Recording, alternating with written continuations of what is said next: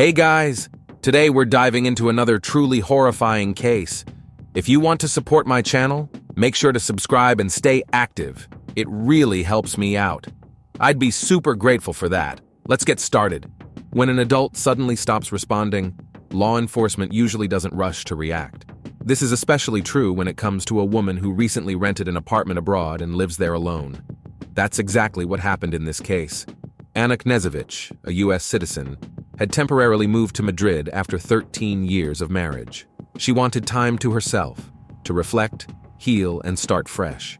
While in Madrid, she was in the process of finalizing her divorce, making future plans, and staying in touch with her loved ones.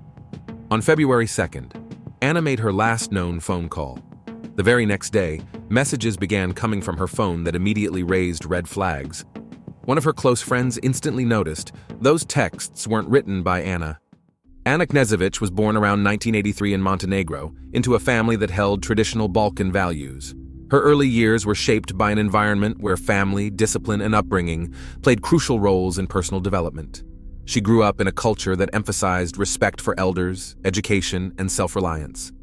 From a young age, Anna stood out for her neatness, organizational skills, and strong sense of independence, qualities that stayed with her throughout life.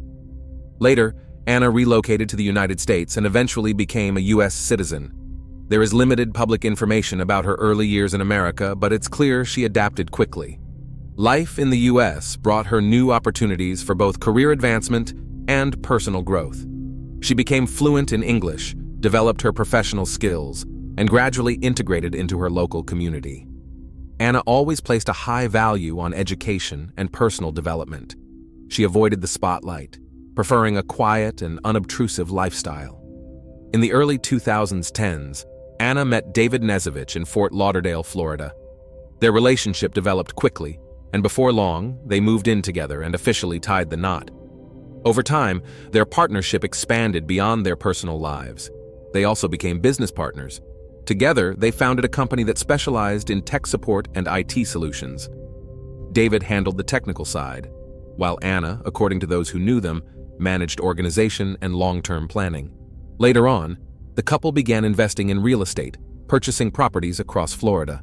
Outwardly, their relationship appeared solid, stable business, a home, and a settled lifestyle. They gave the impression of a couple confidently working toward financial independence. However, beneath the surface, tensions were brewing. Friends and acquaintances were unaware of the mounting problems in their marriage. Over time, serious issues emerged, ranging from financial disagreements to deeper personal conflicts. By 2023, Anna and David Knezevich's marriage had reached a point of no return. According to those close to them, they were in the middle of a separation, and dividing their assets had become the central issue. At stake were both their tech business holdings and multiple real estate properties. Although the divorce hadn't been officially finalized, both sides were already preparing for it. Negotiations were underway. Disputes had begun to surface, and tensions were clearly escalating. Some acquaintances believed the situation was made even more difficult by the fact that it wasn't just an emotional split. It involved significant financial interests. Amid the intensifying conflict, Anna decided to leave the U.S. temporarily. In December 2023, she moved to Madrid, renting an apartment in the upscale Salamanca neighborhood. She said this move was necessary to distance herself from the pressure, gain clarity, and peacefully close this painful chapter in her life. She emphasized multiple times that she wasn't looking for a new relationship or distractions. She just wanted to find her balance again. Once in Spain, Anna settled into her new home, began therapy, kept in close touch with friends, and even started planning short trips around Europe. Madrid wasn't an escape. It was a way to step back from a growing conflict that had become overwhelming back in Florida. But just a few weeks into this new life, something happened that brought her independent chapter to an abrupt and troubling halt. After relocating to Madrid, Anna kept in close contact with her longtime friend Sa, who lived in Florida. They spoke daily despite the time difference.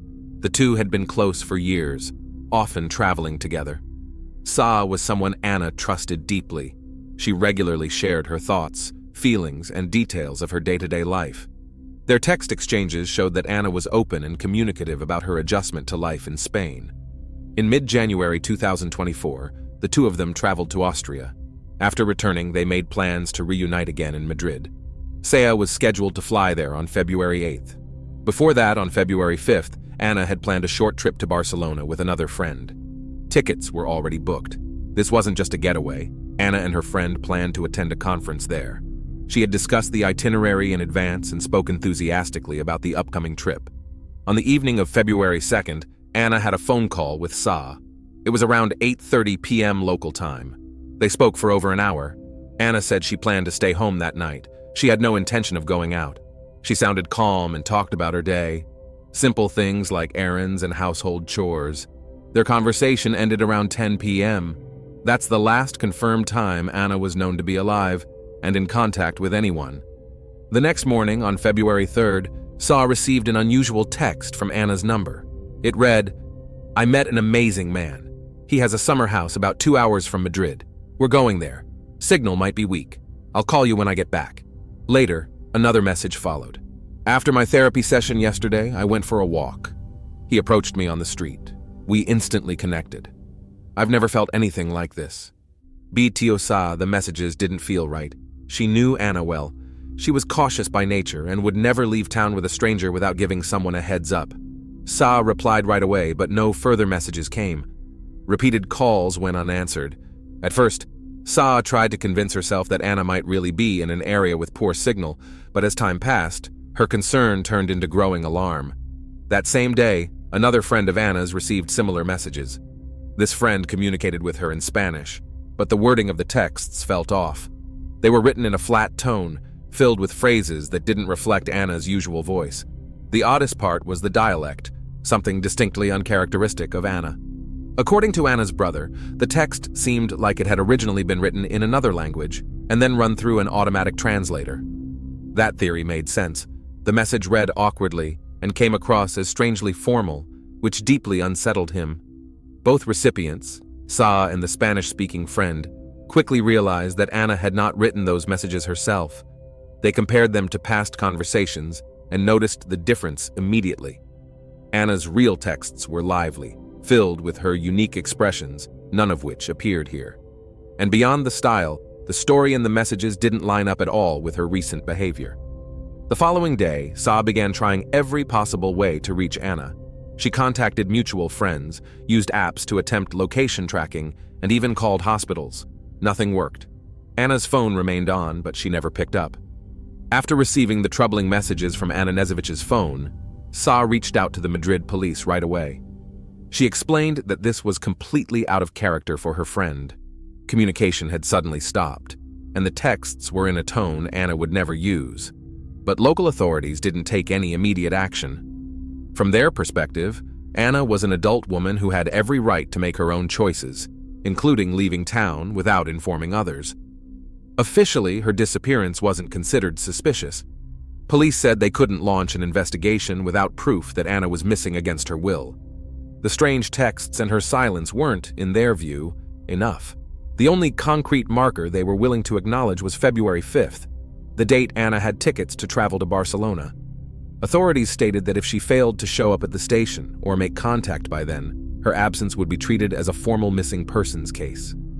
This decision meant that for 3 days after Anna stopped responding, no significant action was taken. Police did not access her phone records, check her apartment, or review any recent movements.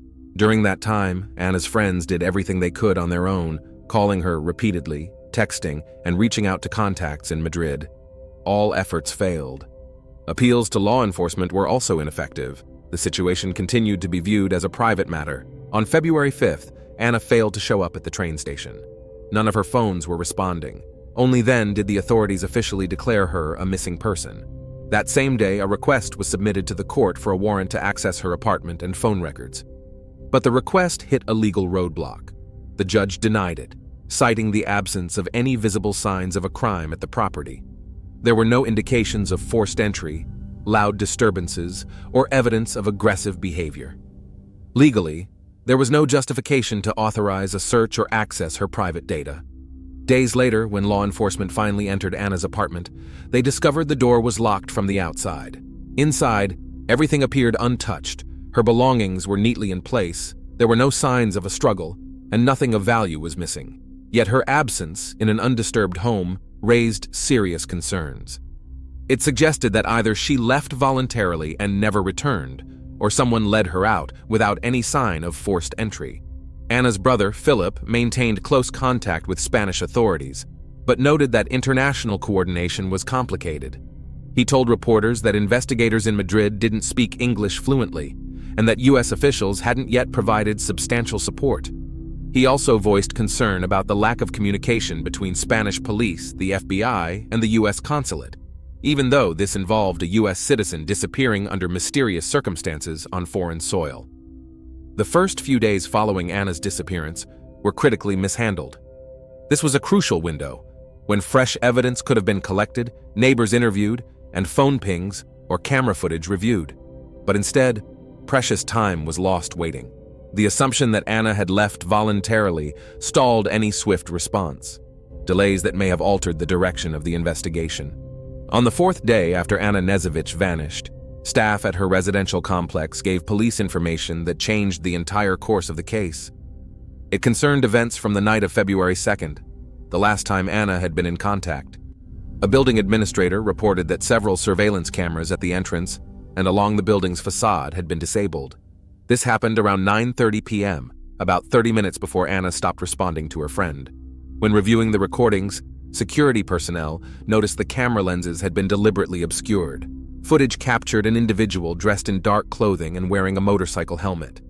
He approached the outdoor cameras and intentionally sprayed them with paint, directly covering the lenses. He then waited outside until someone exited the building, allowing him to slip inside. Once inside, he did the same to the elevator area camera, spraying paint over the lens. Evidence indicated this was a calculated move. The individual clearly knew where the surveillance devices were and how to disable them quickly and without drawing attention.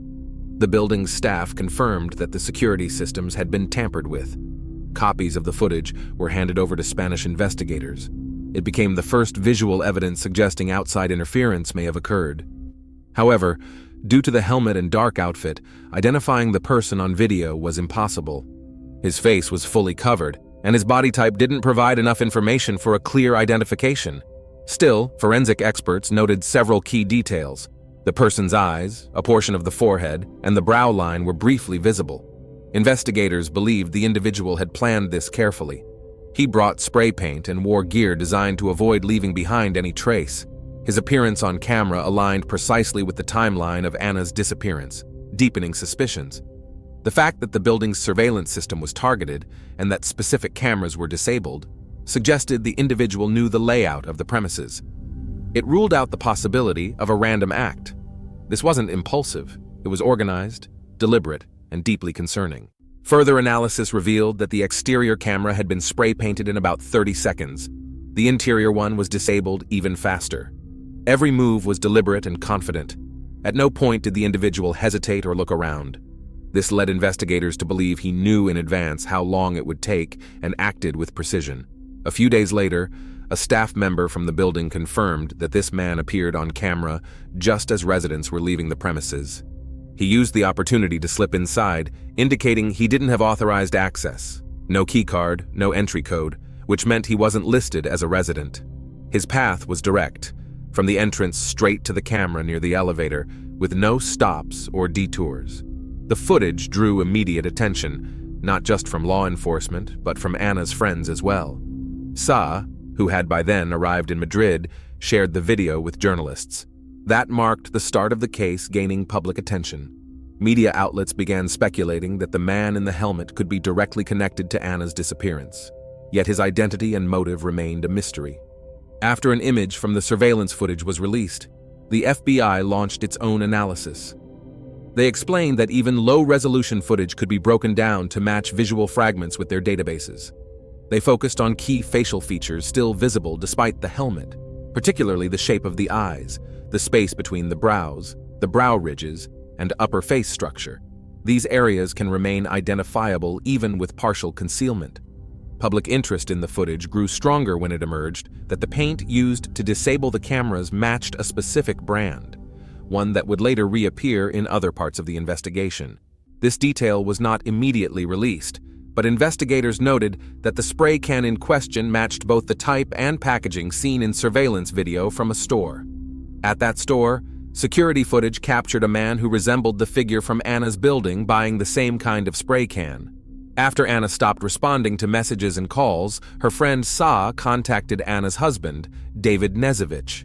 That conversation happened on February 4th. According to Sa, David was in Florida at the time. She suggested they travel together to Madrid to help search for Anna. David agreed and even discussed a specific flight from Miami for the next day. But when the time came, he didn't show up. Later, he said he was in Serbia. That twist left Anna's friends puzzled. David knew that his wife had vanished under suspicious circumstances in a foreign country. He had the means to fly to Spain, but instead, he traveled to Serbia. His decision seemed difficult to explain. Rather than helping with the search, he went to a third country where his relatives lived. Naturally, questions followed. Why didn't he go to the place where his wife had disappeared? Why didn't he take part in the search personally? Sa became increasingly uneasy with David's behavior. She noted that while he wasn't outwardly dismissive, his reactions felt cold. His actions contradicted common sense. Despite the urgency of the first few days, he made no effort to come to Madrid. According to him, there was nothing he could do in Spain. He didn't speak Spanish, didn't have housing there, and wasn't familiar with the city. His lawyer echoed the same reasoning, telling reporters that traveling to a country with no local contacts would be ineffective. He added that David was concerned about Anna's disappearance, but didn't believe his physical presence would help. Following Anna's disappearance, David hired a lawyer in Florida. The attorney stated that his client had been in touch with the FBI and had provided all necessary information, including credit card records and attempts to obtain legal help in Spain. However, none of these efforts included any in-person involvement in the actual search. Despite sharing some data, David kept a noticeable distance and refrained from making any public statements. Additional questions arose after Florida police confirmed that David had reported a theft in January. According to him, $5,000 in cash and personal belongings had been stolen from his vehicle. He said the car door had been left unlocked, and in the morning he discovered the passenger door ajar. Security cameras near his home didn't capture the incident. Officers were unable to identify any suspects. At the time, no connection was made to Anna's case, but in light of everything else, the report appeared unusual and hard to fully understand. David's trip to Serbia also sparked major controversy. He claimed he had left the US before Anna disappeared and had been abroad the entire time. However, Sa recounted a phone call with him on February 4th, during which he told her he was in Florida. This implied that his flight to Serbia may have happened after that conversation. At the time, there was no official confirmation from border control authorities. David's attorney presented his passport as proof that he had left earlier. But these discrepancies raised doubts and increased suspicion about his involvement. The situation was further complicated by a property dispute that had escalated months before Anna vanished. With the looming division of shared assets, suspicion seemed plausible. It wasn't just a typical divorce, but one involving significant finances and joint holdings. Anna's friends emphasized that the couple's relationship had turned adversarial. David and his attorney, however, denied that, insisting the divorce was amicable and that the two had simply grown apart. Formally, David had not been charged at that time, and he remained outside the US. But his absence from the scene, refusal to participate in the search, and inconsistencies in his story became key points for investigators. While David maintained he had nothing to do with Anna's disappearance, a growing list of circumstantial details drew the attention of both police and the FBI. In May 2024, U.S. authorities arrested David Knezevich at Miami International Airport. He had just arrived on an international flight when he was taken into custody by members of the Diplomatic Security Service and the FB-1 without incident. This marked the first official move directly linking him to the case of Anna Knezevich's disappearance. He was charged with involvement in the abduction of a U.S. citizen outside the country. The arrest was based on a chain of indirect but connected evidence gathered through a multinational investigation. One of the core elements was surveillance footage obtained by investigators in Spain and Serbia. At a store near Anna's apartment in Madrid, cameras had recorded a man resembling David purchasing a can of spray paint and a roll of duct tape. According to forensic analysis, the paint was the same brand used to disable the security cameras in Anna's building. The distinctive label design and paint color matched. Investigators considered this a sign of premeditation. In addition to the video footage, authorities traced a rental car used by David in Serbia. GPS data revealed the vehicle had crossed into Spain, followed a route through Madrid, and then continued through northern Italy before returning to Serbia. The precise tracking of this journey led investigators to suspect that Anna's body might have been transported in that car. A stop in a wooded area of northern Italy drew particular interest, prompting coordinated searches by both Italian and Spanish law enforcement. As of that point, no remains had been found, but the transportation theory remained central. Another significant clue came from elevator footage in Anna's apartment building. Investigators released video showing a man whose build matched David's exiting the elevator with a large suitcase. This occurred the same night Anna disappeared. While the man's face was not visible, the timing and circumstances aligned with other parts of the investigation. Authorities believed the suitcase may have been used to remove Anna's body from the apartment. The rental car David had picked up in Serbia was eventually returned to the agency. Upon inspection, it was discovered that the vehicle's mileage had increased by over 3,000 miles. Additionally, the car had been modified. Tinted windows were installed, which had not been part of the original rental agreement. These alterations raised red flags. Investigators also uncovered that the vehicle had been operating with false license plates during the period it was suspected to have been used for cross-border travel. Spanish police had recorded a sighting of a similar car near the area where Anna went missing, but they were unable to identify the driver due to the darkened windows and fake tags. The FBI later connected all of these details: the purchase of materials, interference with surveillance systems, the travel route, the elevator video showing a suitcase, and the car modifications. According to their report, the totality of the evidence pointed to a coordinated plan to carry out a criminal act and cover it up. The official statement described it as the abduction of a U.S. citizen that occurred abroad and involved a U.S. national. Despite the absence of a body, authorities believed the evidence was strong enough to warrant an arrest. David was taken into custody without incident and transferred to a federal detention center in South Florida. His attorneys stated that he had cooperated with investigators, voluntarily provided information, and had no intention of fleeing. However, prosecutors argued that the volume of circumstantial evidence and the overall context of the case posed a significant flight risk. The arrest marked a turning point in the investigation. Until that moment, David had remained outside the reach of investigators and had avoided speaking publicly. Now, he was at the center of a federal case. The next step was determining whether he would remain in custody pending trial. Following David Knezevich's arrest in Miami, his first court appearance focused on whether he could be released on bail. The judge denied the request, citing a high risk of flight. The ruling emphasized that, in the court's view, the acts surrounding Anna Knezevich's disappearance had been carefully calculated and executed. The judge specifically noted the level of planning and sophistication as grounds for continued detention. David's legal team filed an appeal, arguing their client was not a danger and had no intent to evade justice. They offered a significant bail amount, an ankle monitor, a travel ban, and home confinement. The defense pointed to his long-term residence in the U.S., clean record, and willingness to cooperate. Still, the court refused, citing the same concerns: risk of fleeing and the seriousness of the charges. The defense's main argument was that David could not have been in Spain at the time of Anna's disappearance. His lawyer presented passport stamps and international travel data to support the claim that he had arrived in Serbia well before February 2nd. According to this narrative, David was physically incapable of being in Madrid when the alleged crime occurred. The attorney also stressed that David didn't speak Spanish, had no residence or connections in Spain, and therefore would have had difficulty preparing such an act. Prosecutors strongly disagreed.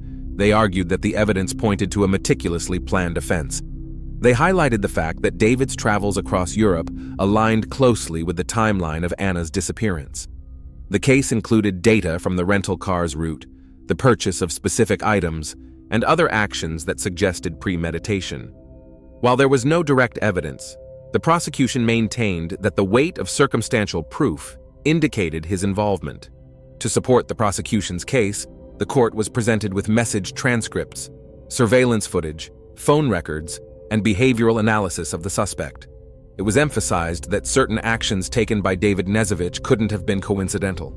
The judge noted that the prosecution had assembled an impressive network of circumstantial evidence that formed a compelling narrative. While Anna's body had not yet been located, the case materials suggested that her disappearance involved aggressive intent and likely implicated a specific individual.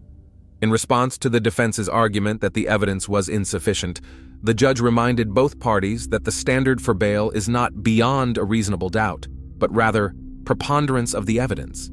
This means the court doesn't require definitive proof of guilt, only a high probability of risk, such as flight or interference with the investigation. With that in mind, the court decided to keep Knezevich in custody. His legal team announced plans to appeal the bail denial. A formal complaint was filed with the district court, which has the authority to review lower court rulings. As the primary trial approached, David Knezevich remained in federal custody. The proceedings were expected to be extensive, involving expert testimony and international cooperation, and were likely to attract widespread media attention. At the same time, investigators turned their attention to a woman who, according to the FBI, may have helped craft the suspicious text messages that appeared to come from Anna on February 3rd. The woman, who is fluent in Spanish, had previously interacted with David through a dating app.